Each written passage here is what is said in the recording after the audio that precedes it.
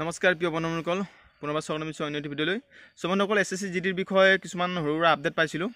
যিহেতু আজি 23 তাৰিখ হয়, আজি মানে মোৰ লগৰ কেইটামান খটখটি ডিমাপুৰত ইণ্টাৰভিউ দিবলৈ গৈছিলে আৰু তেখেতলোকৰ পৰা কিছুমান আপডেট পাইছিলোঁ। সেই আপডেটটো আপোনালোকক দিবলৈ চেষ্টা কৰিছোঁ যাতে আপোনালোকৰ কিবা এটা হেল্প হয়। বন্ধুসকল চাওক, খটখটি ডিমাপুৰত যিটো ফিজিকেল হৈছে, ফিজিকেলতো টাফ হৈছে বুলি কৈছে আৰু ৰাস্তাটো ইমান ভাল নহয় বুলি কৈছে। আপোনালোকে ভালকৈ প্ৰেক্টিছ কৰক। যিসকলে ভালকৈ প্ৰেক্টিছ কৰে সেইসকলেতো পাৰিব, আৰু এইটো গৰম যিটো গৰম আছে না, এনেকুৱা গৰমততো ৰানিং ৰখাবলৈ অলপ কঠিনে হয়। আপোনালোকে ভালকৈ প্ৰেক্টিছ কৰি থাকক, নিশ্চয় ভাল হ'ব। আৰু হাইট এণ্ড চেষ্টত ল'ৰাবিলাক বহুতে ফেইল কৰিছে বুলি কৈছে লগৰবিলাকে। আপোনালোকৰ যদি হাইট 165 যদি আছে বা 165তকৈ ওপৰ যদি আছে, যদিও কিছুমানক যদি ফেইল কৰে তেনেহ'লে আপোনালোকে হাইকোৰ্ট কৰিব পাৰে বা অন্য কিবা প্ৰচেছ থাকিব পাৰে, আপোনালোকে নিশ্চয় কৰিব। আৰু 165তকৈ যিবিলাকৰ তলত আছে সিহঁতকতো কোনো মাফি নাই, সিহঁতকতো ফেইল কৰিবই।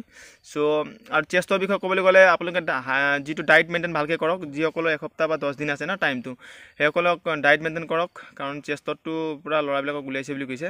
কাৰণ আজিকালি ল'ৰাবিলাকো অলপ উলিয়াবলৈ বিচাৰিছে চাগে সম্ভৱ। গতিকে আপোনালোকে ভালকৈ ডায়েট মেইনটেইন কৰক আৰু প্ৰেক্টিছ ভালকৈ কৰক, নিশ্চয় ভাল হ'ব। অলপ টান বুলি কৈছে। গতিকে এয়া সৰু আপডেট আছিলে, আপোনালোকক দিবলৈ চেষ্টা কৰিছোঁ। আৰু যদি কিবা কিবি আপডেট পাওঁ নিশ্চয় আপোনালোকক জনাম। চেনেলটো ছাবস্ক্ৰাইব কৰি থ'ব আৰু লাইক কৰি থ'ব, আৰু পাৰিলে কমেণ্টো কৰি থ'ব। ধন্যবাদ। জয় অসম।